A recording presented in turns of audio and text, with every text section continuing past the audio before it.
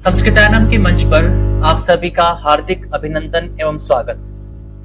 आज फिर हम सब उपस्थित हैं आप सभी के सामने, आप सभी के सम्मुख कुछ ऐसी चर्चा को लेकर जो चर्चा हमारे जीवन के लिए, हमारे परिवार के लिए और हमारे स्वास्थ्य के लिए बहुत ही आवश्यक है। आप जुड़ते चले जाएं और साथ ही आपसे निवेदन रहेगा कि आप अधिक से अधिक लोगों तक इस वीडियो को पहुंचाने के एक अहम भागीदार बने, जिससे कि ऐसी मान्यताएं, ऐसे विश्वास और ऐसी परंपराएं हम कायम कर पाएं, जिसके माध्यम से न केवल हमारा स्वास्थ्य अपितु हमारे आने वाली पीढ़ियों का स्वास्थ्य भी बेहतर होता चला जाए।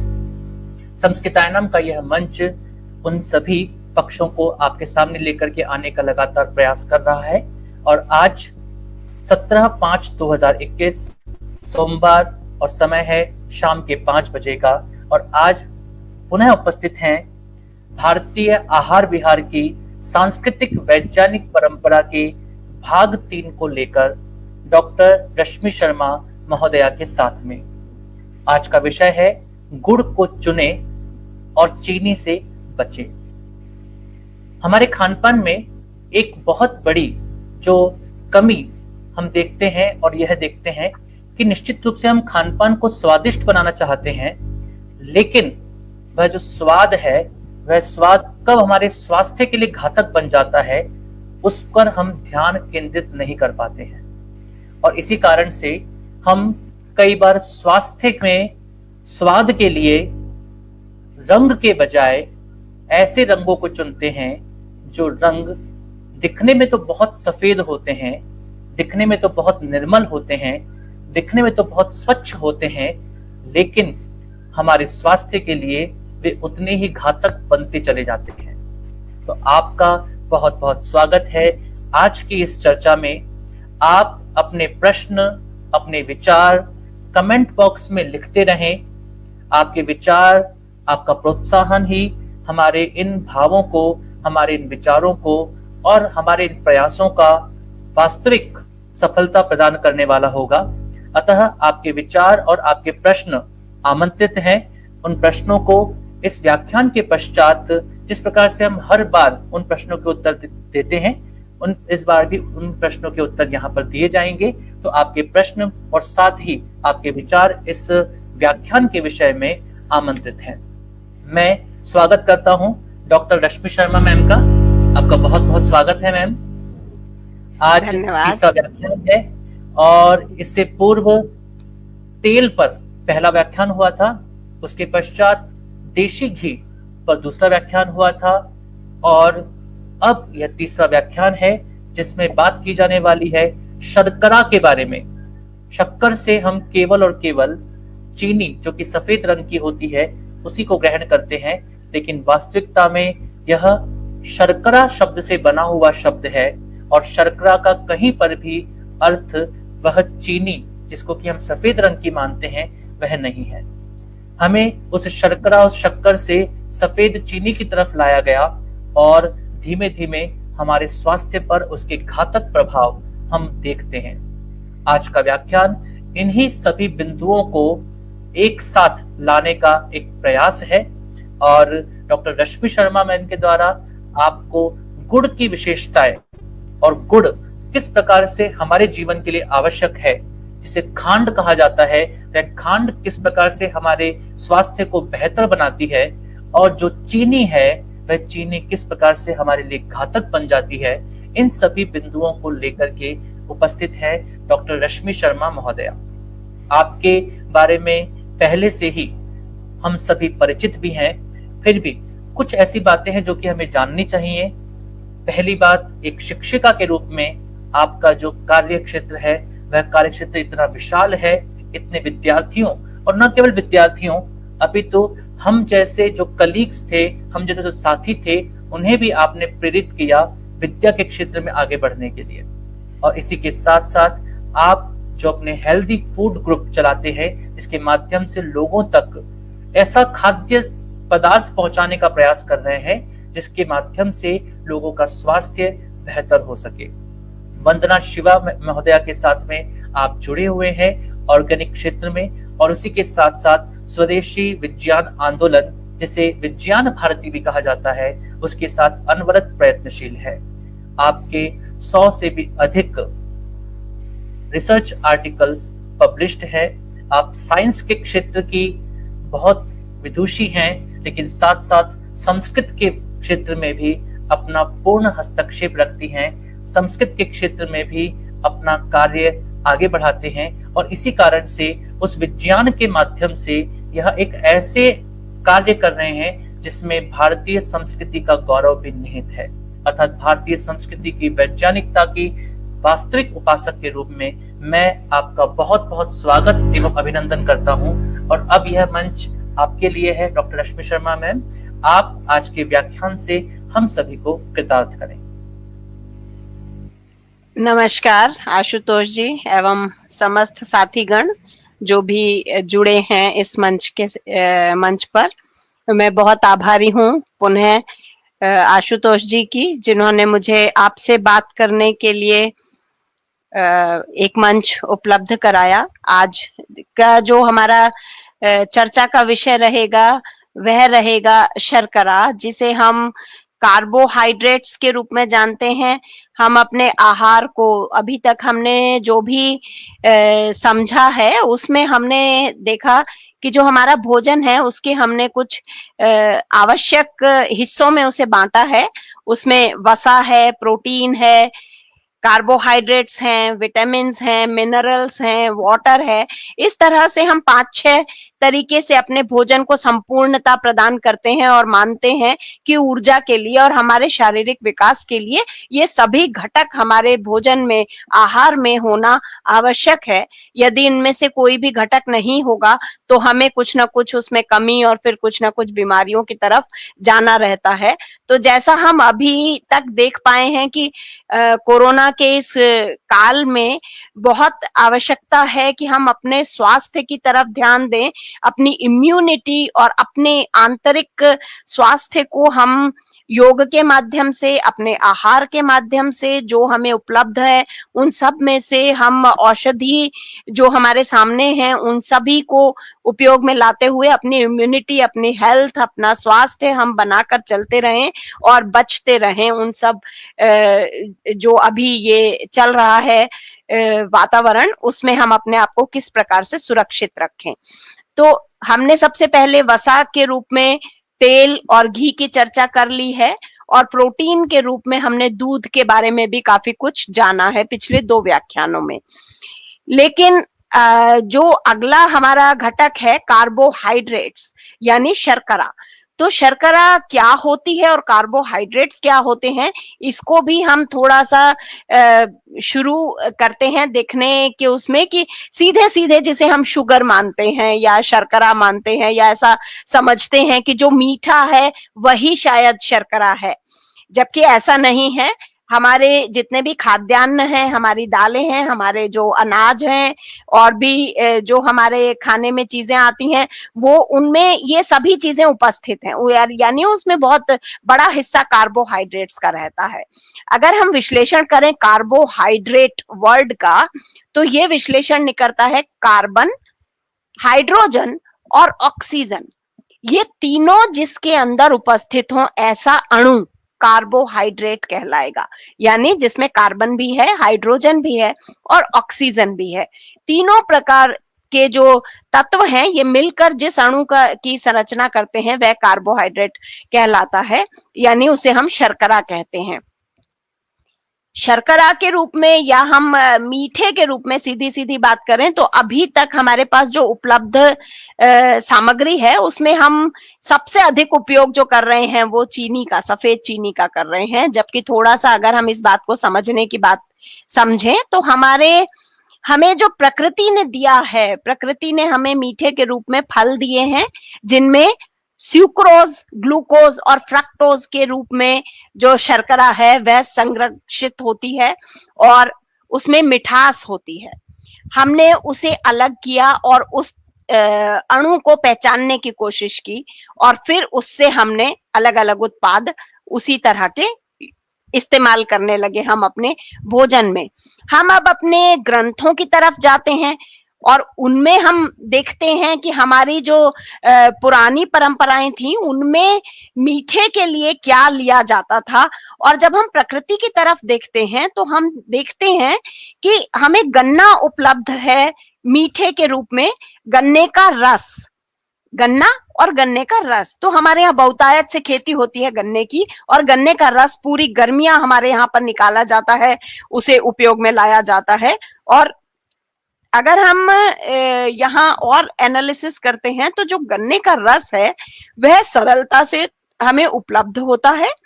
दूसरा, वह आसानी से किसी भी मशीन में निकाला जाता है। गन्ने को हम हल्का सा प्रेशर से निकालते हैं और गन्ने का रस हमारे पास धारा के रूप में प्रवाहित होता हुआ आ जाता है।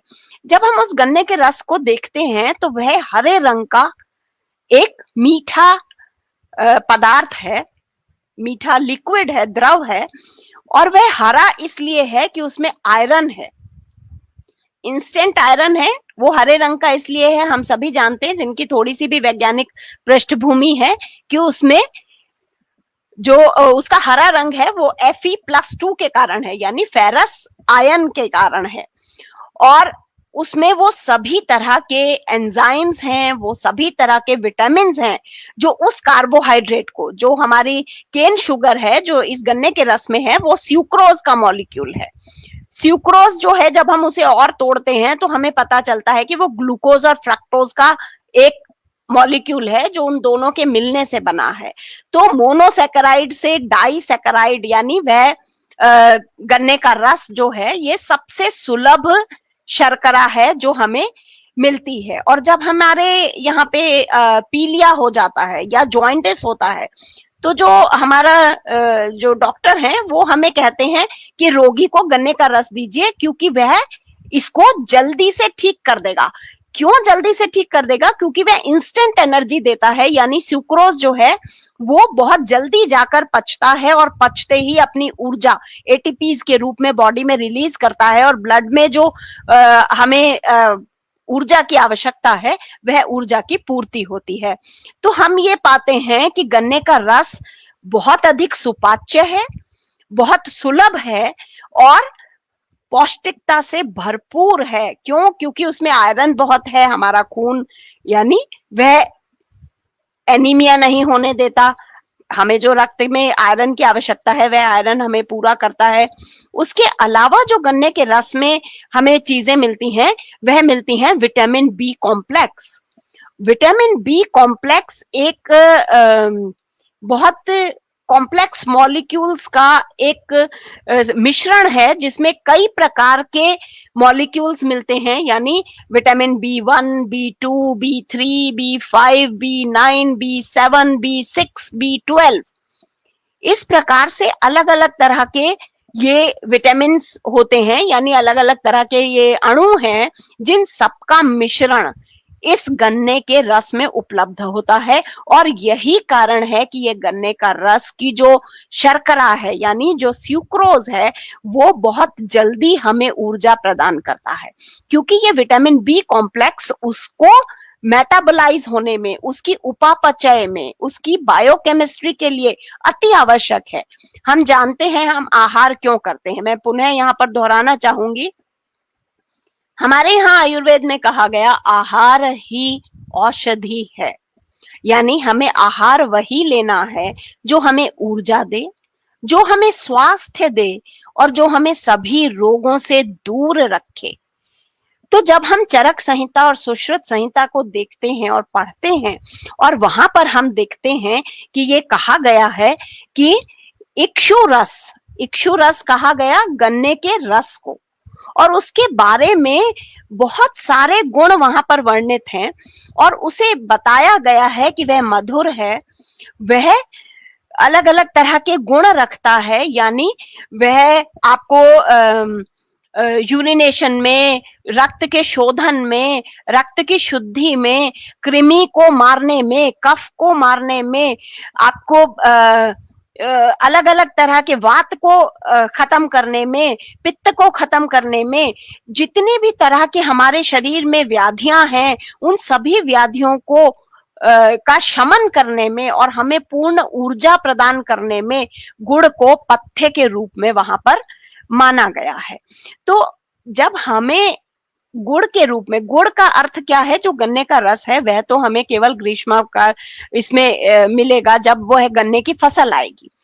जब वह फसल आ रही है तब तो हम गन्ने का रस ले सकते हैं, लेकिन हम उसे हर समय प्राप्त नहीं कर सकते। इसलिए हमने क्या किया, उसे गर्म करके उसको गुड़ की तरह से हमने जमा दिया।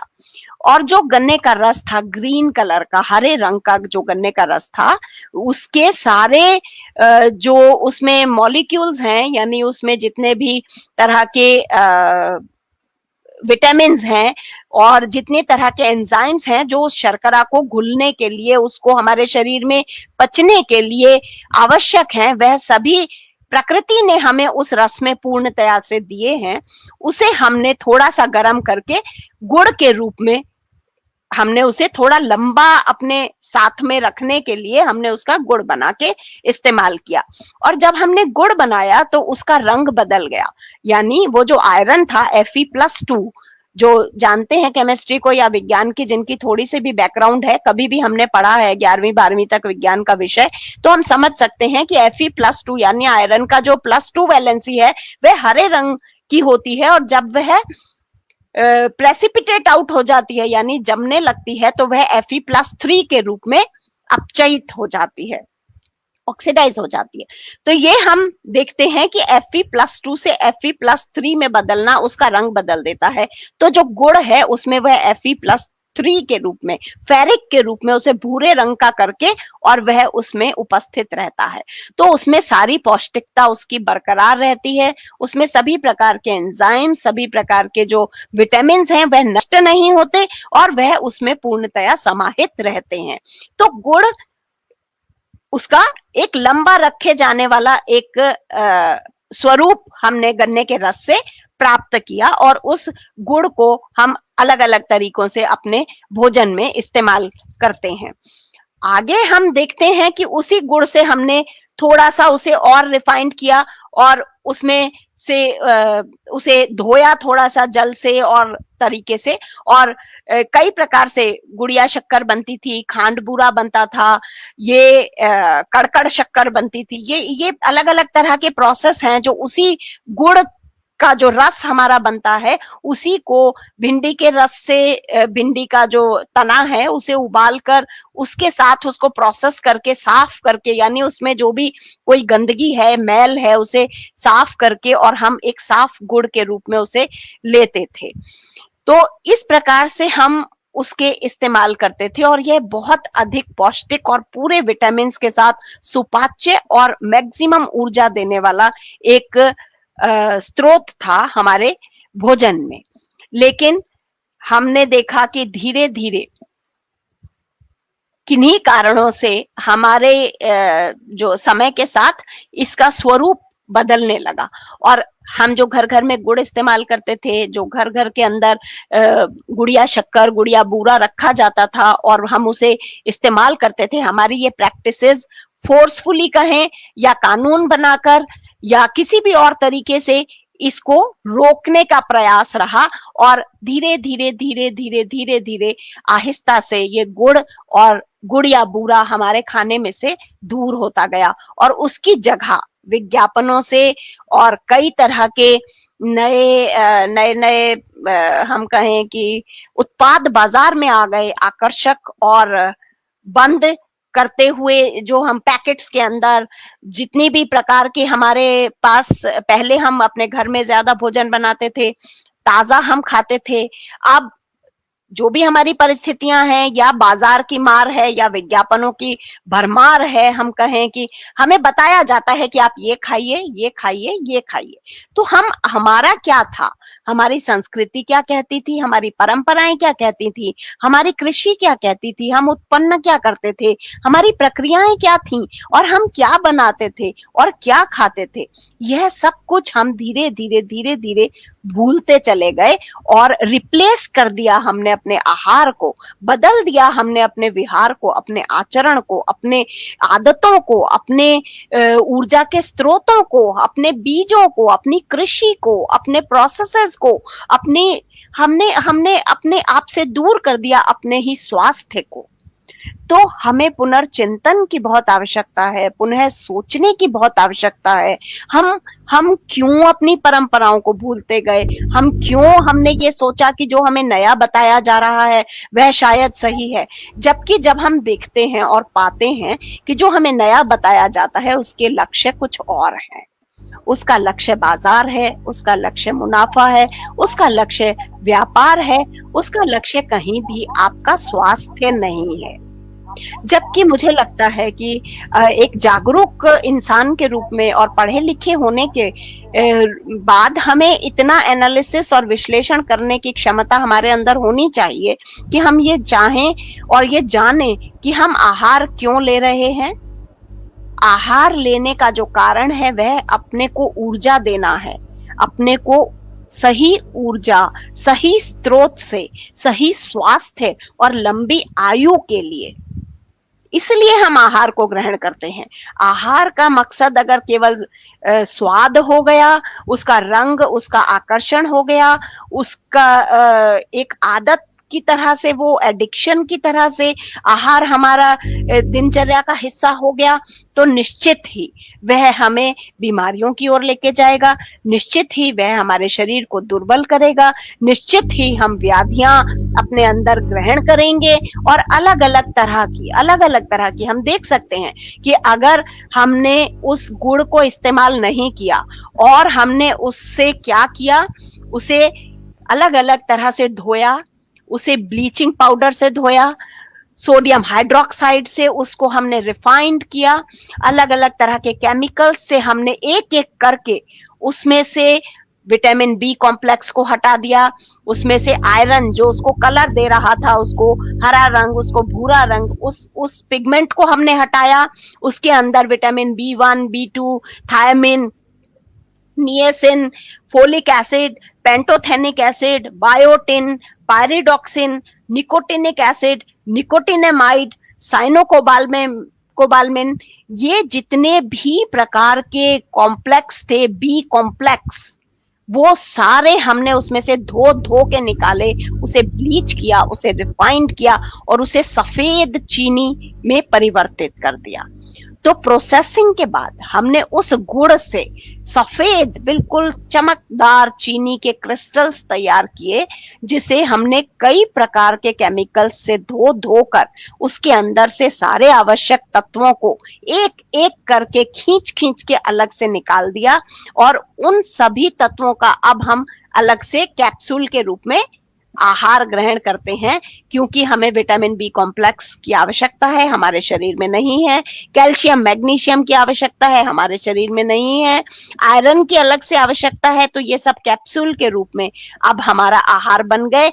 हमें जो गुड़ के रूप में ये सब ईश्वर ने दिया था, प्राकृतिक तरीके से हमें गन्ने के रस में ये सब कुछ प्रकृति ने प्रदान किया था, यदि हम एक टुकड़ा गुड़ का खाते तो हमें इनमें से किसी की भी डेफिशिएंसी की कोई आवश्यकता नहीं होती हमारे शरीर में, किंतु हमने उसको 100% कार्बोहाइड्रेट मॉलिक्यूल की तरह से बना दिया, यानी कार्बन, हाइड्रोजन और ऑक्सीजन, केवल चीनी यानी 100% कार्बन डाइऑक्साइड, ये कार्बन, हाइड्रोजन और ऑक्सीजन का बना हुआ एक कार्बोहाइड्रेट मॉलिक्यूल।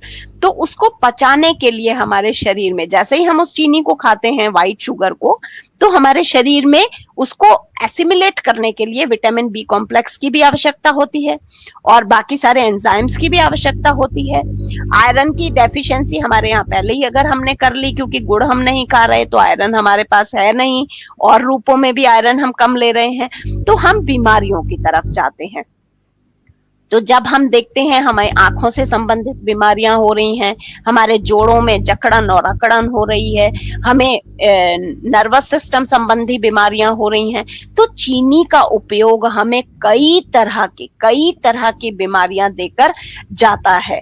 तो अगर हम सफेद चीनी अपने भोजन में अधिक लेते हैं और गुड़ को हमने दूर कर दिया, तो जो हमें सही स्रोत मिला था वो हमने जानबूझ के अपने आप से दूर कर दिया। अब हमारी जो कोशिश होनी चाहिए, क्योंकि बाजार क्या लाएगा जो आप मांगेंगे, उनकी कोशिश रहेगी कि वो आपको आकर्षित करें और आप वहां तक पहुंचे अपना पैसा लेकर और वो सब कुछ खरीदें जो वो बेचना चाहते हैं। लेकिन आपकी कोशिश ये होनी चाहिए कि आप बाजार में जाकर वो मांगें जो आपके लिए स्वास्थ्य प्रदान करता है, ताकि बाजार उस दिशा में सोचे और वह उपलब्ध हो, क्योंकि डिमांड जिसकी होगी सप्लाई उसी की होगी। तो आप डिमांड करेंगे कि हमें गुड़ चाहिए, अगर आप कहेंगे कि हमें जैविक गुड़ चाहिए, यानी हमें बिना जहर वाला गुड़ चाहिए, यानी हमें सही प्रोसेस से बनाया हुआ गुड़ चाहिए, तो वह बाजार में उपलब्ध होगा जितनी उसकी आवश्यकता होगी। फिर धीरे धीरे, क्योंकि यह परिवर्तन करना बहुत आसान नहीं है, क्योंकि बहुत बड़ी बड़ी कंपनीज हैं जिनके बहुत बड़े बड़े व्यापार खड़े हो चुके हैं पिछले कुछ वर्षों में, और वह उनके हित की बात है। यदि हम बीमार होते हैं तो उनका हित है, क्योंकि पहले तो बीमारी, क्योंकि उनके उत्पाद बिक रहे हैं, हम बीमार हो रहे हैं, और उसके बाद बहुत अच्छे से दवाइयां चल रही हैं। एक बहुत बड़ा बिजनेस फार्मास्यूटिकल इंडस्ट्री का चल रहा है, उसके बाद बहुत बड़ा बिजनेस एक इंश्योरेंस का चल रहा है कि आप बीमार होने ही वाले हैं इसलिए आप बीमा करवा ही लीजिए, क्योंकि अंत पंत बीमारी से पता नहीं कब क्या अनहोनी हो। तो कुल मिला के हमारे पैसे का ही जो उपयोग है वह बाजार कर रहा है। तो हमें अपने पैसे को सही दिशा भी देनी चाहिए, और मुझे लगता है कि हमें समझना होगा कि हमें ऐसी किसानी को सपोर्ट करना है जो जैविक कृषि करे, ऐसे कृषकों को सपोर्ट करना है जो बिना जहर के हमारे लिए उपयोगी सामान उत्पन्न करें, और हमें उनका उपयोग करना है।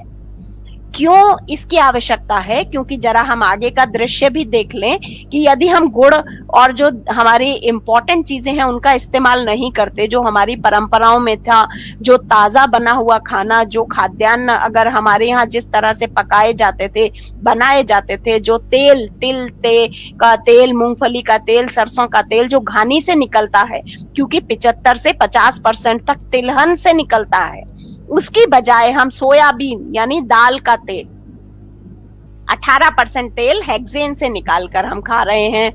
इसी प्रकार से राइस ब्रान यानी चावल की भूसी, हम समझ सकते हैं चावल की भूसी में कितना तेल है, हम उसकी टेक्नोलॉजी पढ़ सकते हैं, गूगल पे आराम से मिल जाती है। आराम से आप एक बार डालिए कि राइस ब्रान कैसे बनता है, आपको पता चल जाएगा कि कितने केमिकल्स उसमें से, प्रोसेसिंग में से, उस राइस के ब्रान में से तेल की एक बूंद को निचोड़ कर निकालने में लगता है, कितना एनर्जी लगती है। तो हम तिल को छोड़कर, नारियल को छोड़कर, मस्टर्ड को छोड़कर हम उस तेल को खा रहे हैं, तो हम बीमार होने ही वाले हैं, निश्चित हम बीमार होने वाले हैं। घी जो हमारा देसी गाय का था, हमने देखा उसमें अनंत चीजें हैं, इतनी अच्छी चीजें, उसे छोड़कर हम कुछ भी खाने लगे। इसी प्रकार से गुड़ को छोड़कर जब हम कुछ भी खाने लगे, अब जरा हम हैजार्डस देखेंगे तो इंडस्ट्रियल फूड यानी जो भी अभी पैकेट के अंदर बाजार में मिल रहा है, जो हमारे बच्चे भी बहुत इस्तेमाल करते हैं, हमारे घरों में भी हम धड़ल्ले से इस्तेमाल करते हैं, बिना सोचे जाने समझे हुए कि इसके पीछे क्या है जो आपको खिलाया जा रहा है, क्या है जो हम उसको टेस्ट के नाम पर, शक्ल के नाम पर, उसके आकर्षण के नाम पर इस्तेमाल कर रहे हैं।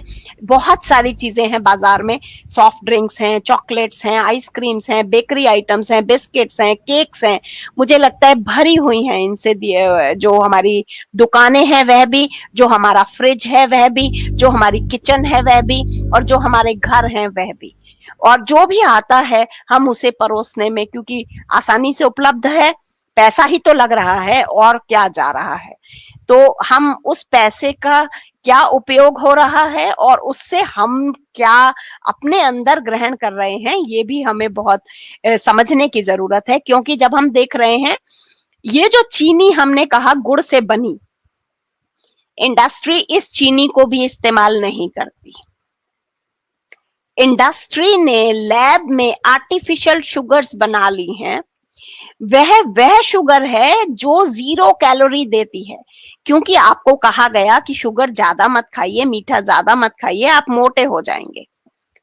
तो मोटापा या डायबिटीज, उससे आई हुई बीमारियां हैं जो अभी बहुतायत से हो रही हैं, ओबेसिटी और डायबिटीज। तो हम देखें कि soft drinks, chocolates, ice cream, bakeries, biscuits, cakes, ये जब हमारे बच्चे बहुतायत से इस्तेमाल करते हैं और खाते हैं, तो ये सारी की सारी बीमारियां उसके पीछे पीछे पीछे पीछे छुपे हुए आ ही जाती हैं।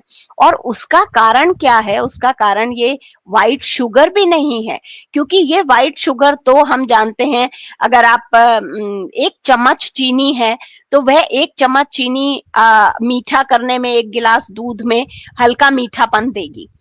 लेकिन हमें तो 1 बॉटल या 1 गिलास सॉफ्ट ड्रिंक के अंदर बहुत कम मात्रा में, यानी वो 1 चम्मच या 10 चम्मच चीनी जो उसमें डल के उसका जितना मिठास देनी है, वो तो बहुत ज्यादा मात्रा हो जाएगी 10 चम्मच चीनी की। तो हमने लैब में ऐसे मॉलिक्यूल्स बना लिए हैं जो जब हमारे शरीर में जाते हैं तो वो 0 कैलोरी देते हैं, यानी आपको ऊर्जा प्रदान नहीं करते। ऊर्जा प्रदान नहीं करते मतलब कार्बोहाइड्रेट की तरह उनका एनर्जी रिलीजिंग का काम नहीं है।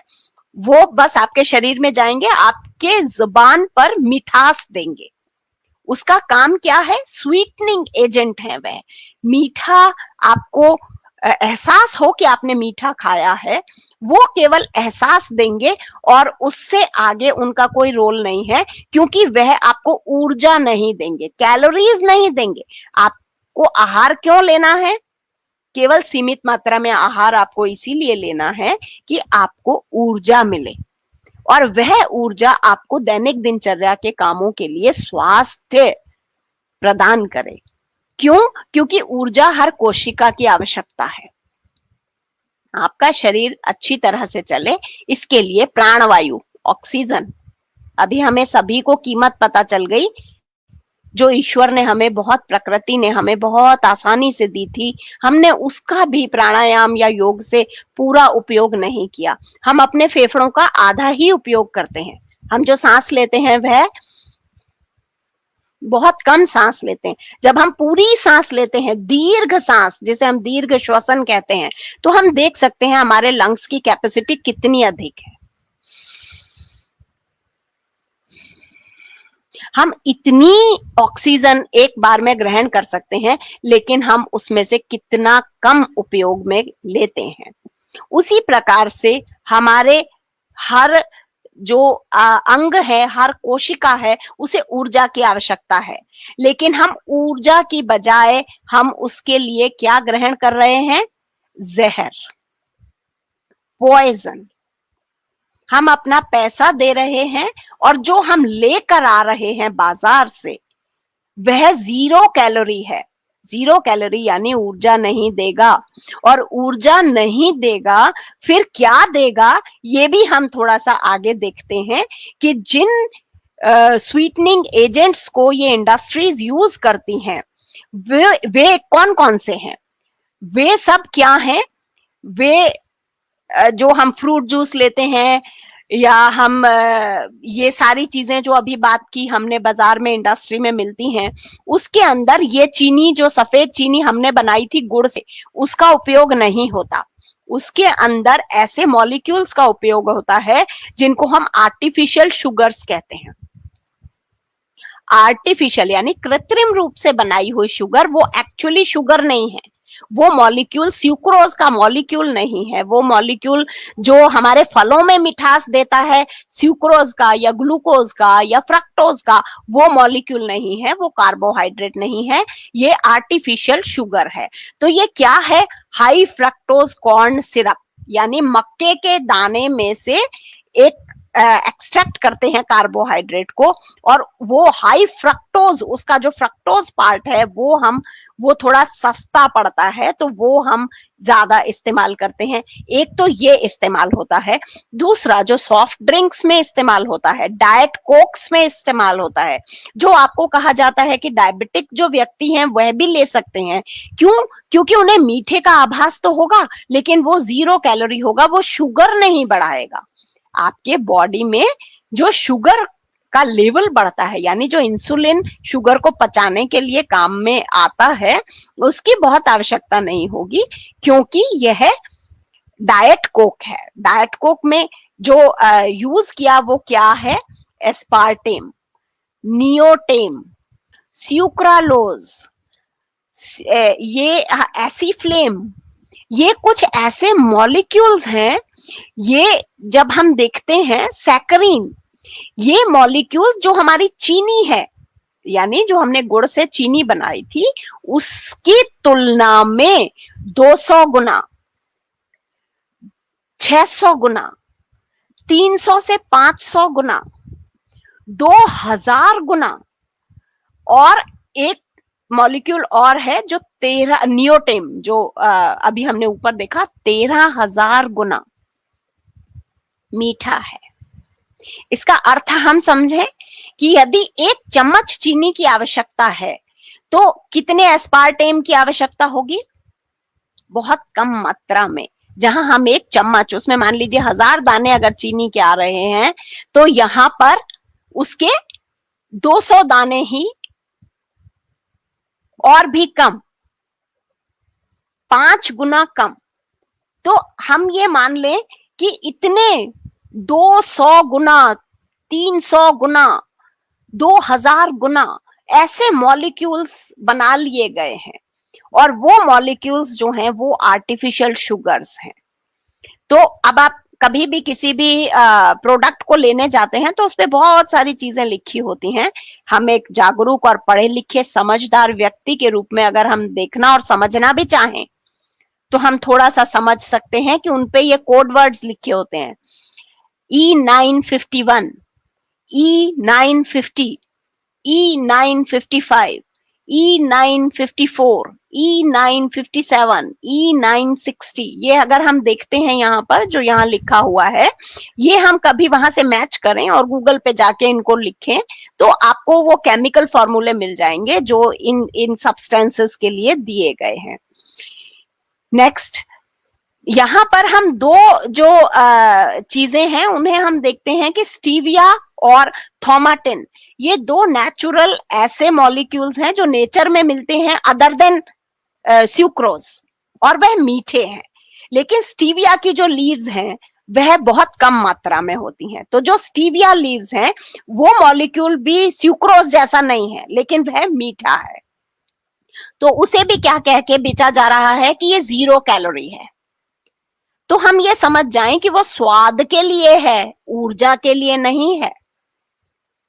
तो आपको मीठे का स्वाद लेना है, तो मुझे लगता है कि आप इतनी सी डली गुड़ खा लें, या 2 किशमिश खा लें, या 2 छुआरे खा लें, या 2 मुनक्का खा लें, वो आपको जितनी ऊर्जा देंगे और उसमें जितनी भी शुगर होगी वो आपको नुकसान नहीं करेगी, आपकी डायबिटीज नहीं बढ़ाएगी, आपको ऊर्जा के रूप में देकर जाएगी, क्योंकि प्रकृति ने दी है।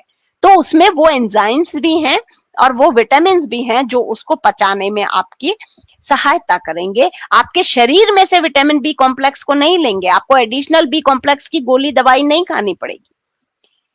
अब हम जरा इन आर्टिफिशियल शुगर्स के जो हैजार्ड्स हैं उनका भी, आप में से कोई भी जना इसको गूगल करके देख सकता है, एक एक शब्द को वहां पे लिखें और उसके बेनिफिट्स और उसके हैजार्ड्स और उसके बैड इफेक्ट्स, इन सब के ऊपर आपको बहुत सारा लिटरेचर वहां पर अवेलेबल होगा, आप देख सकते हैं।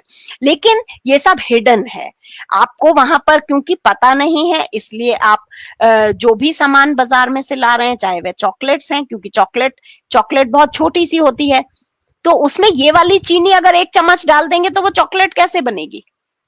तो उस चॉकलेट के अंदर ये चीनी नहीं है जो हम सफेद चीनी धोकर ब्लीच करके भी इस्तेमाल कर रहे हैं, वो चीनी भी वहां पर नहीं है। वहां पर एस्पार्टेम होगा, वहां पर स्यूक्रालोज होगा, वहां पे और दूसरी तरह की चीनी होगी जो चीनी ही नहीं है, स्वीटनिंग एजेंट्स हैं, आर्टिफिशियल शुगर्स हैं।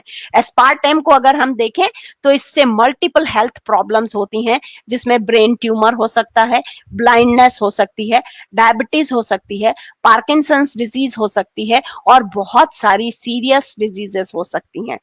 कमोबेश इसी तरह की जो बाकी आर्टिफिशियल स्वीटनिंग्स हैं, स्वीटनर एजेंट्स हैं, नेक्स्ट स्लाइड, तो हम देखेंगे कि उसमें भी कई तरह की वहां पर ये थोड़ा सा हम स्ट्रक्चर्स देखें अगर इनके, तो स्यूक्रोज जो सबसे ऊपर आपको अगर मॉलिक्यूल दिख रहा है, जो नेचुरल केन शुगर स्यूक्रोज का है, यानी जो हमें नेचुरल गन्ने के रस में जो शुगर मिलती है उस मॉलिक्यूल का यहाँ पर ऊपर पहला वाला जो स्ट्रक्चर है, सबसे पहला वह स्ट्रक्चर है। लेकिन हमने क्या बना दिया, स्यूक्रालोज। स्यूक्रालोज में हम देखेंगे यहाँ पर Cl क्लोरो ग्रुप से हमने उसके OH को रिप्लेस कर दिया और एक नया मॉलिक्यूल बन गया, क्लोरो डेरिवेटिव बन गया ये स्यूक्रोज का, स्यूक्रालोज। और ये 200-300 गुना ज्यादा मीठा है स्यूक्रोज की तुलना में। तो आप देख सकते हैं कि अगर उसका 200 मॉलिक्यूल लगते हैं तो स्यूक्रालोज का एक ही अणु उतनी मिठास आपको देकर जाएगा। तो 200 चीनी के दानों की जगह आपको स्यूक्रालोज का केवल एक दाना लेना पड़ेगा। एस्पार्टेम अगर हम ये देखें तो पहले वाले स्ट्रक्चर से एस्पार्टेम का कोई लेना देना नहीं है, बिल्कुल एक अलग स्ट्रक्चर है। नियोटेम को अगर हम देखें वो एस्पार्टेम का ही डेरिवेटिव है, तो वो 13,000 गुना मीठा हो गया एस्पार्टेम से भी। और सैकरीन जो है, सैकरीन का भी स्यूक्रोज से कोई लेना देना नहीं है और वह बिल्कुल एक अलग मॉलिक्यूल हो गया जिसमें बेंजीन रिंग्स हैं। इन सभी में अगर हम देखें तो बेंजीन रिंग्स हैं और बेंजीन क्या करती है, कार्सिनोजिनस होती है। ये हम सभी जानते हैं अच्छे से कि बेंजीन एक ऐसा, जब ये मॉलिक्यूल हमारे शरीर में जाएगा और ये टूटेगा, क्योंकि मॉलिक्यूल ऊर्जा तो तभी देगा जब उसका ब्रेकडाउन होगा, और जब वो ब्रेक डाउन होगा, मेटाबोलाइज होगा, तो वह छोटे मॉलिक्यूल्स बनाएगा। तो वह क्या बनाएगा, बेंजीन। क्योंकि इन सभी में अगर हम देखते हैं तो एस्पार्टेम में, नियोटेम में और सैकरीन में बेंजीन है। तो ये हमारे बहुत हानिकारक जो अणु हैं उनको हम बिना सोचे समझे केवल स्वाद के लिए, इंडस्ट्री तो उसे अपने इकोनॉमिक्स को के लिए यूज कर रही है, क्योंकि उसका जो मेन ध्येय है वो है पैसा और मुनाफा, और आपके लिए वो आकर्षक विज्ञापन बनाती है और आप उस आकर्षण में फंसकर इन सब चीजों के अंदर अपने पैसे को लगाते हैं। तो हम इन सब चीजों से ग्रहण क्या करेंगे, ऊर्जा तो इसमें है नहीं, साफ लिखा है 0 कैलोरी। फिर क्या है इसमें, स्वाद, और स्वाद हमें क्या देके जा रहा है, कितनी बीमारियां। नेक्स्ट स्लाइड को अगर हम करें तो हमें सैकरीन, एसीफ्लेम और नियोटेम जैसे जो आर्टिफिशियल शुगर्स हैं, इनसे कितने प्रकार की बीमारियां होती हैं ये हम जरा एक लाइन में थोड़ा सा पढ़ लेते हैं। Headaches, breathing difficulties, diarrhoea, skin problem, destruct the balance of bacteria in gut. हमारी जो अंदर जो गट है हमारी, यानी आंतें भी हैं और ईसोफेगस भी है, इसमें हमारे अंदर शरीर में कई प्रकार के बैक्टीरिया हैं, छोटे छोटे छोटे छोटे, जो हमारे भोजन को पचाने में हमारी मदद करते हैं। तो ये उन सब के बैलेंस को, यानी जो सहायक बैक्टीरिया या जीवाणु या वो सेल्स जो हमारे शरीर में, माइक्रो ऑर्गेनिजम्स पाए जाते हैं जो हमारे भोजन को ऊर्जा प्रदान करने में या उसके ब्रेकडाउन में या उसके उपापचय में हमारी मदद करते हैं, उन सभी को ये मार देती हैं, उसके बैलेंस को, उसके संतुलन को ये बिगाड़ देते हैं। तो उसके कारण से जो हम इसके साथ कोई और भोजन भी ले रहे हैं तो वह भी पचता नहीं है। तो जब भोजन पचेगा नहीं तो वह विकृति देगा, वो हमारे शरीर में ऊर्जा नहीं देगा, बल्कि ऐसी विषैली गैस उत्पन्न करेगा जो हमारे सेल्स के अंदर अगर रह गई या हमारे शरीर में वो है रह गई तो वह हमें विकृति देकर जाएंगी, व्याधि देकर जाएंगी, कोई ना कोई बीमारी की तरफ हमारे शरीर को लेकर जाएंगी।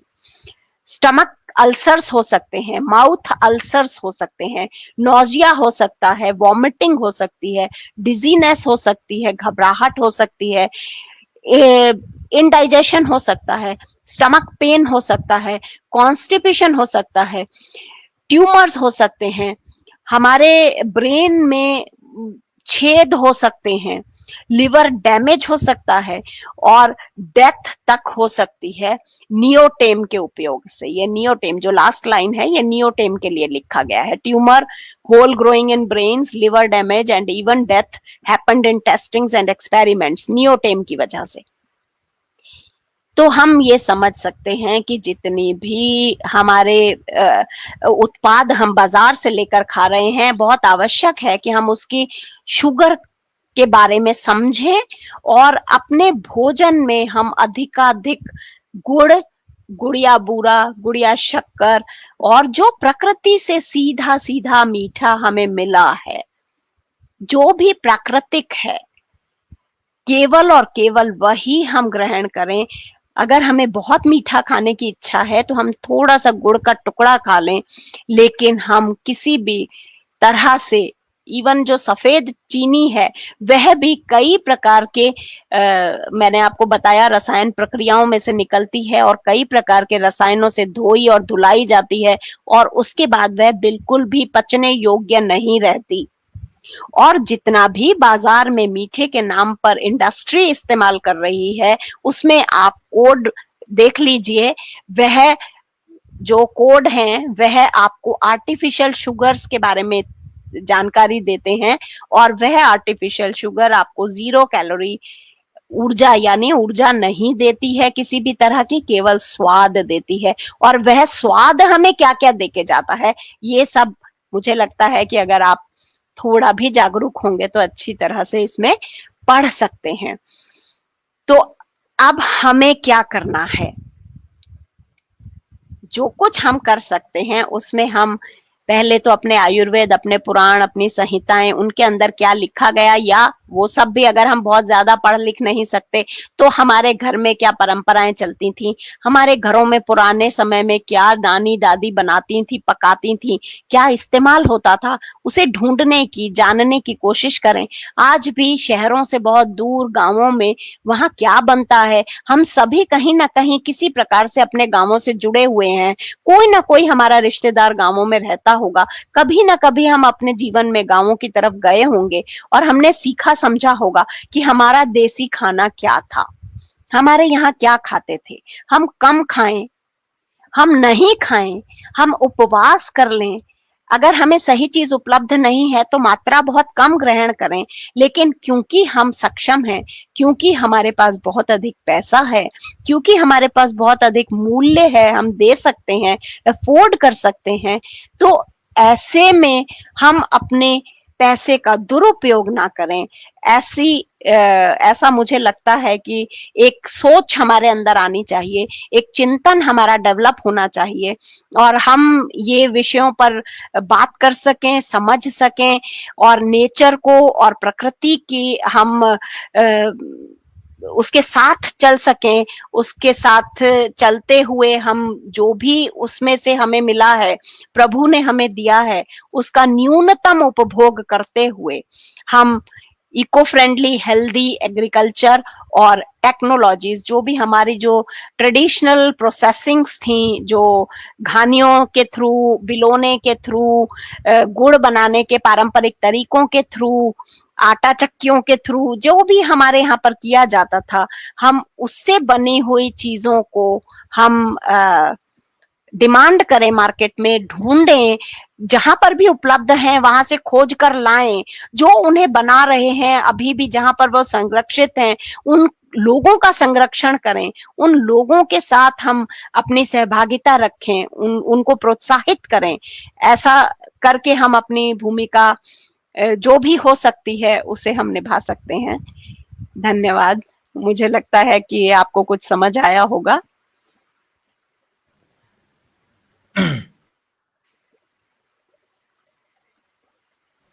निश्चित रूप से मैम, आपका बहुत बहुत आभार एवं धन्यवाद।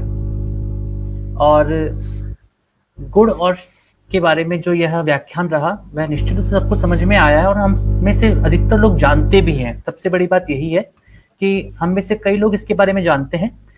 साइंटिफिक एस्पेक्ट को हो सकता है कि हम उतना नहीं समझ पाते होंगे, लेकिन हमारे परिवार में, हमारे आसपास में, हमारे दादा दादी के द्वारा, नाना नानी के द्वारा इन गुड़ और गुड़ की महत्ता को हमने देखा भी और समझा भी है।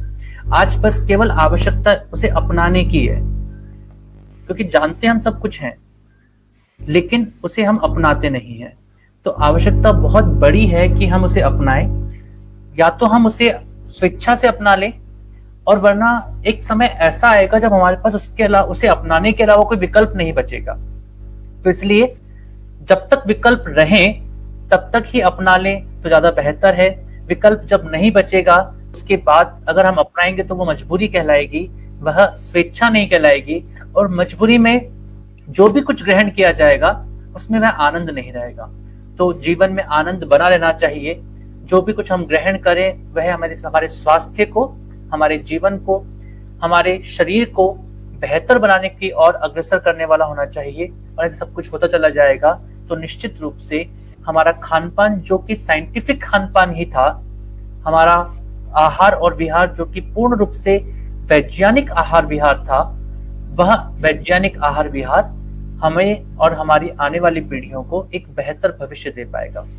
मैम, कुछ क्वेश्चंस हैं, कुछ प्रश्न हैं जो कि आज आए हैं, जी। और मैं चाहूंगा कि मैम उन प्रश्नों के उत्तर भी हम देते चले जाएं।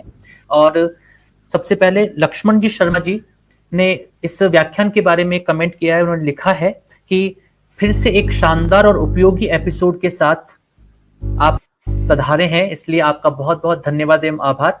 लक्ष्मण जी, आपकी जो शुभेच्छा है और आपका जो प्रेरक वचन है उसके लिए बहुत बहुत आभार एवं धन्यवाद। और साथ ही आपने एक प्रश्न किया है, इनका प्रश्न आपके सामने है। हाँ जी, इनका प्रश्न आपके सामने भी है मैम। इन्होंने कहा कृपया मिश्री के बारे में भी बताएं।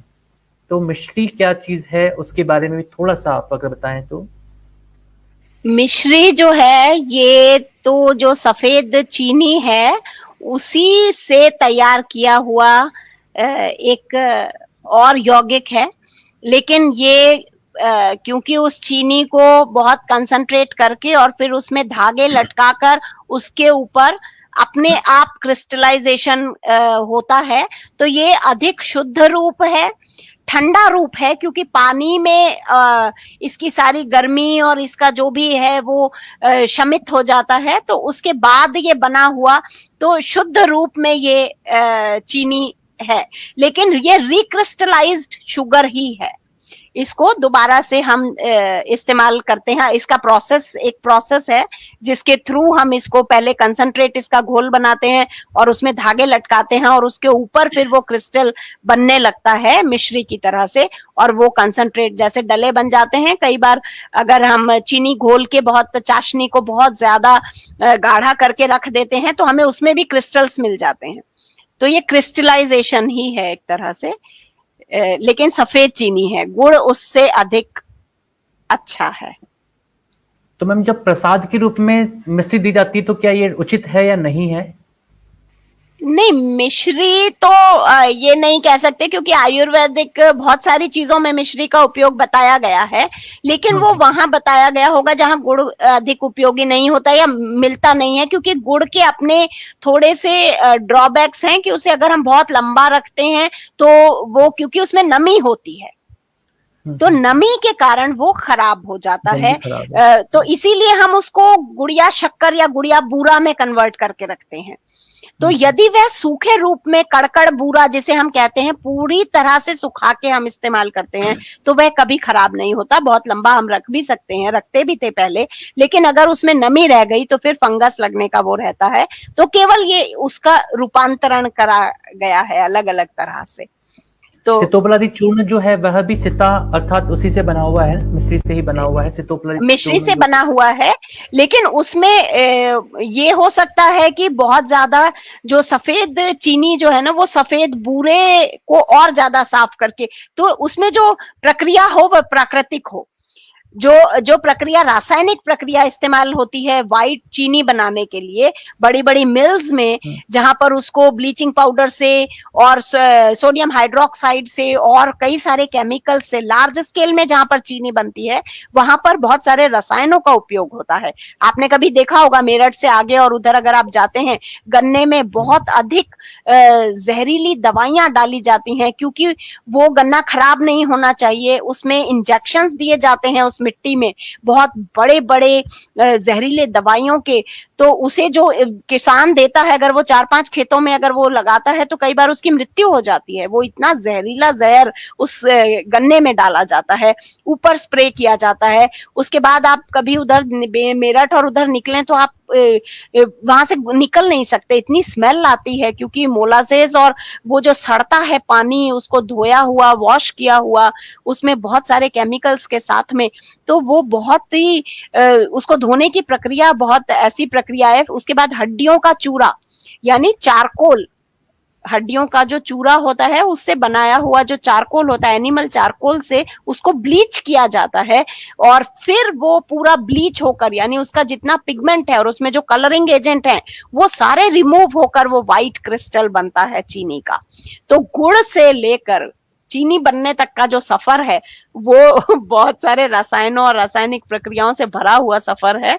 तो मुझे लगता है कि उसमें ऊर्जा नाम की तो चीज कुछ बचती नहीं है, जो आपको उसको ग्रहण करने के बाद आपको बहुत सारी चीजें बाहर से उसे पचाने के लिए आवश्यक होती हैं। जी मैम, तो मैम बहुत बहुत धन्यवाद मैम। और मैम क्योंकि ये समय इस तरह का भी है कि शारीरिक सौंदर्य को भी लोग बहुत तवज्जो देते हैं, तो एक प्रश्न मोनिका मालू जी का है और उन्होंने एक प्रश्न किया है कि गुड़ खाने से वजन तो नहीं बढ़ता है?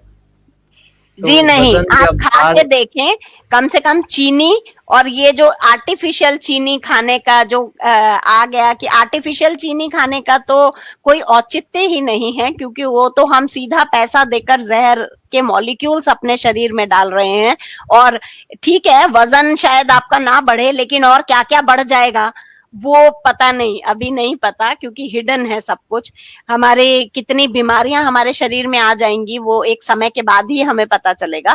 तो गुड़ जो प्राकृतिक है वो किसी प्रकार का आपको वजन नहीं बढ़ाएगा, क्योंकि हम उसे सीमित मात्रा में ही उपयोग में लाते हैं। भोजन के बाद एक छोटी सी डली के रूप में आप खा सकते हैं, और बाकी जहां पर भी आपको चीनी डालने की आवश्यकता है, घर में हम बहुत सारी चीजें बनाते हैं, आप कोशिश करें कि उसमें मैक्सिमम गुड़ का बूरा या गुड़ ही इस्तेमाल करें। वह ठंडा भी होता है और सुपाच्य भी होता है, क्योंकि उसमें आयरन भी भरपूर है, विटामिन बी भी कॉम्प्लेक्स भी भरपूर है, और सभी तरह के एंजाइम्स और विटामिन उसके अंदर पाए जाते हैं जो उसको पचाते हैं और आपको ऊर्जा से भरपूर रखते हैं। तो वो आप बिल्कुल धन्यवाद मैम। हाँ। मैम अगला प्रश्न है डॉक्टर नमिता श्रीवास्तव मैम का, और ये जो है होम साइंस में एसोसिएट प्रोफेसर रही हैं, और आपका प्रश्न है कि जब हम चीनी मिलाते हैं या बूरा मिलाते हैं तो इसमें जो स्वाद में जो फर्क आता है वह फर्क क्यों होता है? और साथ ही इनका एक प्रश्न और भी है, मैं उसको भी इसमें शामिल करना चाहूंगा। उनका प्रश्न है कि उन्होंने कहा है कि जो what is the constituent of sugar free and different from sugar? Sugar free और शुगर, इनमें क्या अंतर है? एक तो ये, और जब चीनी और बूरा मिलाते हैं तो उसमें स्वाद में फर्क क्यों आता है? दो प्रश्न। स्वाद में फर्क तो इसीलिए आएगा क्योंकि हमें केवल चीनी खाने का ही स्वाद पता है। हमें जो स्वाद जिसे हम कहते हैं कि हमने कोई भी चीज बनाई है और उसका ये स्वाद होता है, तो वह स्वाद क्योंकि आपने चीनी डाली है इसलिए आपको वो स्वाद, जैसे हम हलवा बनाते हैं तो हलवे में अगर आपने चीनी डाली है तो वो सफेद रंग का हलवा बनता है। अगर आप गुड़ बाजार में से लेके आते हैं तो वो एक सफेद से रंग का गुड़ आता है, आजकल बहुत ज्यादा साफ किया हुआ गुड़ आता है, और वो कहते हैं ये बहुत अच्छा है, ये बिल्कुल साफ गुड़ है। तो वो साफ नहीं है, वो ब्लीच किया हुआ है, उसमें से सारी जो इम्पोर्टेंट न्यूट्रिशियस है चीजें हैं वो सारी खींच खींच के धो धो के सो ब्लीचिंग पाउडर से और हाइड्रोक्साइड से वो निकाली गई हैं। तो हमें अपने स्वादों को थोड़ा सा बदलने की आदत डालनी होगी, और गुड़ के साथ वो कैसा स्वाद होता है, वो ज्यादा बेहतर स्वाद है, वो हमारे आदत में शामिल होना होगा। और जो बूरे से स्वाद आता है वही स्वाद है, ये जो चीनी से आता है यह स्वाद नहीं है। ये तो हम कहें फ्लेवर में तो चेंज होगा ही, क्योंकि प्रक्रिया में चेंज है, क्योंकि प्रोसेसिंग में चेंज है। कोई भी अगर हम घर पे कोई चीज भी बनाते हैं, उसमें अगर हम कोई चीज पहले डालते हैं या कोई चीज बाद में डालते हैं, तो भी उसकी कुकिंग में, उसकी टेस्ट और फ्लेवर में, उसके दिखने में बहुत अंतर आ जाता है। तो जो बुरा है वह ज्यादा रिफाइंड और ब्लीच नहीं है, चीनी जो है वो और रिफाइंड और ब्लीच है। तो दोनों का कॉन्स्टिट्यूशन बदल गया, उनका स्ट्रक्चर बदल गया। ये जो कॉन्स्टिट्यूशन आपने पूछा है शुगर फ्री और शुगर का, ये वो स्लाइड अगर आप दिखाएंगे स्ट्रक्चर्स वाली, अगर आप दिखा सकें तो ये जो स्यूक्रोज है, जो हाँ जो शुगर है ये स्यूक्रोज है। तो स्यूक्रोज का जो स्ट्रक्चर होता है, हाँ ये जो पहला मॉलिक्यूल है ये स्यूक्रोज है, ये जो मॉलिक्यूल है ये स्यूक्रोज है। और जहां शुगर फ्री लिखा है, उस शुगर फ्री में कुछ भी और हो सकता है। शुगर फ्री में स्टीविया भी हो सकती है। स्टीविया वो कहते हैं कि जिसको शुगर फ्री कहा गया उसका मतलब है जीरो कैलोरी। जीरो कैलोरी मतलब ये शुगर जैसा स्ट्रक्चर नहीं है। इसका मतलब ये है कि ये शुगर जैसा टेस्ट तो दे रहा है, लेकिन ये आपको ऊर्जा नहीं दे रहा। ये मैंने अपने व्याख्यान में आपको बीच में इसी चीज को एक्सप्लेन किया था, जो आपका प्रश्न है कि वह आपको ऊर्जा नहीं दे रहा, यानी जीरो कैलोरी है। कैलोरी क्या है? ऊर्जा की यूनिट। जीरो कैलोरी का मतलब है आपको किसी प्रकार की ऊर्जा नहीं देता, केवल स्वाद के लिए उसमें डाला गया है। तो स्वाद के लिए इनमें से कुछ भी हो सकता है। तो जो डाइट कोक है उसमें स्यूक्रोज इस्तेमाल नहीं होता, कोई भी और दूसरा आप वहां पर पढ़ लीजिए जिसपे भी शुगर फ्री लिखा है कि कोड कौन सा है, तो आपको इनमें से केमिकल पता चल जाएगा कि उस शुगर फ्री में वो केमिकल है। और तब आप उसका स्ट्रक्चर भी देख सकते हैं कि उसका कॉन्स्टिट्यूएंट जो है वो क्यों फर्क है, क्योंकि उसकी केमिस्ट्री फर्क है, क्योंकि उसकी संरचना अलग है, क्योंकि उसमें जो पाए जाने वाले अणु हैं वो अलग हैं। तो इसीलिए ये एक स्लाइड मैंने यहाँ पर रखी है ताकि आपको ये अंतर क्लियर कट पता चले कि संरचना कितनी इंपॉर्टेंट है। जो नेचर ने हमें दी उसमें 5 कार्बन है, और उसके बाद जो छठा है वह ऑक्सीजन है रिंग में। तो 5 कार्बन और छठा ऑक्सीजन, जबकि जो बाकी कंपाउंड्स हैं उसमें अगर 6 कंपाउंड, जो रिंग आपको दिख रही है वो बेंजीन की रिंग है। तो बहुत सारे हानिकारक अणु हैं जिनको आर्टिफिशियल स्वीटनिंग एजेंट के रूप में हमें इस्तेमाल करती है इंडस्ट्री, और वो आपके सामने आते हैं, और वो डाइट कोक के रूप में या किसी भी और रूप में आपके शुगर फ्री कहते हैं उसे, लेकिन अंत पंत वो कैंसर और कई तरह की और दूसरी बीमारियां आपको देकर जाते हैं। वह खाने योग्य नहीं है। उससे बेहतर है कि आप शुगर यानी गुड़ थोड़ा सा खा लें, किशमिश खा लें, छुआरा खा लें, मुनक्का खा लें। अगर आपका मन है मीठा ही खाने का, तो हम नेचर ने जो फल के रूप में दिया है वो आप फिर भी खा लें, तो आपको वो पच जाएगा, क्योंकि वो पूरी तरह से नेचुरल है, और उसको पचाने के लिए जो चीजें चाहिए वो भी उसके साथ हैं, उस फल में ही है, गन्ने के रस में ही है, वो प्रकृति ने दी है। जब हमने उसे अलग से घटक बना दिया तो उसमें से हमने वो सारी सुपाच्य वस्तुएं निकाल दी, अलग कर दी, और लैब में इन अणुओं को बनाकर आपके स्वाद के लिए किसी भी प्रोडक्ट के अंदर ऐड कर दिया। तो वो आपको स्वाद तो मीठे का दे रहा है, लेकिन साथ में वो जहर है, धीमा जहर, जो धीरे धीरे क्या क्या मारेगा हमें पता भी नहीं चलेगा। तो ये हमें देखना है, इसीलिए स्वस्थ रहने के लिए अपने आप को जागरूक बनाना है, अगर हम बना सकें तो। बिल्कुल मैम, और इसके अलावा कोई विकल्प भी नहीं है, क्योंकि जागरूक रहने में ही भलाई है। और मैम ये प्रश्न स्वाति शर्मा जी का है, वैसे आप इसका उत्तर दे चुके हैं, लेकिन फिर भी डायबिटिक पर्सन्स कैन टेक जगरी। बिल्कुल, गुड़ चीनी डायबिटिक पर्सन एक छोटा सा गुड़ का टुकड़ा खाने के बाद, खाने के साथ में ले सकते हैं, बहुत थोड़ा सा, लेकिन और किसी प्रकार का मीठा जो आर्टिफिशियल है, कम से कम सफेद चीनी और किसी भी और प्रकार की ये चीनी जो आर्टिफिशियल स्वीटनर के रूप में या आर्टिफिशियल शुगर्स के रूप में है, ये बिल्कुल ना लें। बिल्कुल मैम, आपकी ही बात के लिए एक अपने अनुभव भी साझा किए हैं। श्री राम वी भारद्वाज हैं, उन्होंने अपने अनुभव साझा किए हैं इस मैसेज के द्वारा, और वे लिख रहे हैं कि मैं शुगर रोगी हूँ, फिर भी मैं मीठी चीजें खा लेता हूँ। चीनी खाने से मेरी शुगर बढ़ जाती है, लेकिन गुड़ खाने से मेरी शुगर नहीं बढ़ती है। तो वे इसका उपयोग कर भी रहे हैं और उन्होंने इस बात को लिखा है। इसके बारे में कुछ अगर आप कहना चाहें तो। जी, ये बिल्कुल सही उदाहरण है जिन लोगों ने प्रयोग किए हैं अपने ऊपर, तो नए लोग जो हैं वह अपने ऊपर प्रयोग कर सकते हैं। क्या हमें इससे समझ में आता है कि प्रकृति ने जो नियम बनाए हैं, प्रकृति ने जो हमें आहार के रूप में दिया है, प्रकृति ने उसका पूरा स्वरूप ऐसा बनाया है कि वह हमें संपूर्ण ऊर्जा देके जाएगा बिना किसी हानि के। लेकिन जब इंसान ने उसको प्रकृति से छीन कर अपने हाथों में लिया और अपने प्रयोग उस पर किए और उसे सुंदर, आकर्षक, लंबा रखना, शेल्फ लाइफ बढ़ाना या बाजार में लाना या उसके कई तरह के अलग उपयोग हमने करने शुरू किए, तो ये सारी बीमारियां और व्याधियां उसके पीछे पीछे पीछे पीछे आ गईं।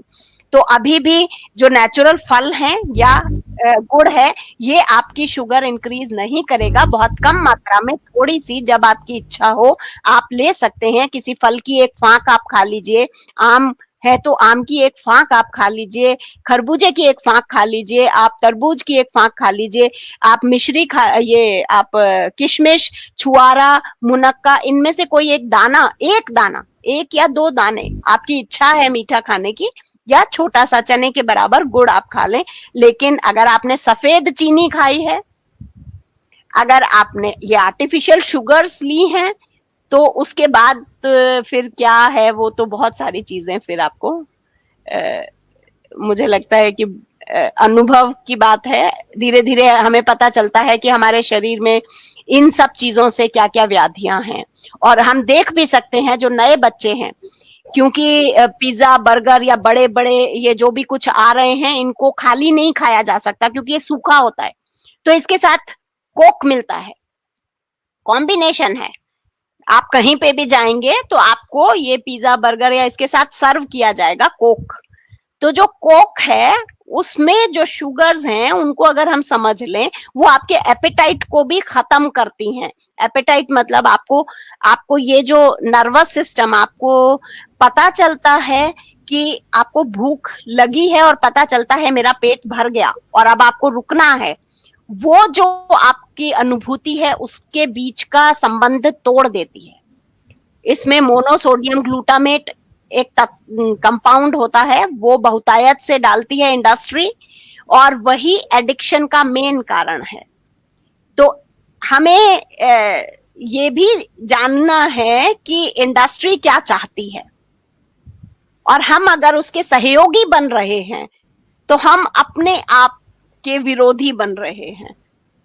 तो हमें रुककर सोचने की बहुत आवश्यकता है कि आहार हम क्यों ले रहे हैं। दोबारा से वहीं हम आते हैं कि हमारी परंपराओं में क्या आहार था, क्या विहार था, और क्या वैज्ञानिकता छुपी थी अनजाने में ही। लेकिन हमारी दादी नानी जो अनपढ़ थी, बिल्कुल नहीं समझती थी, वो बिल्कुल ठीक थी। 90-90 बरस के, 100-100 बरस के आज भी लोग बहुत कम खा के बहुत अच्छी दीर्घ आयु पा के जाते हैं।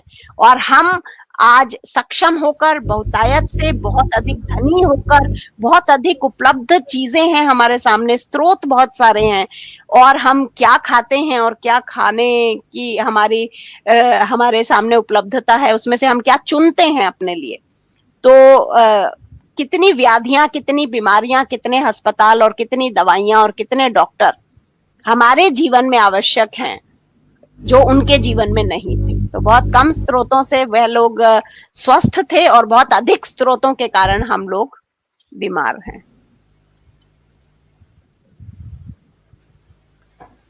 जी मैम बिल्कुल। और मैम ये अंतिम प्रश्न है और इसमें इन्होंने पूछा है कि मिश्री चीनी से महंगी क्यों है, जबकि चीनी बनाने में तो ज्यादा मेहनत और खर्च होता है। जी नहीं, मिश्री बनाना चीनी बनाने के भी आगे का एक स्टेप है।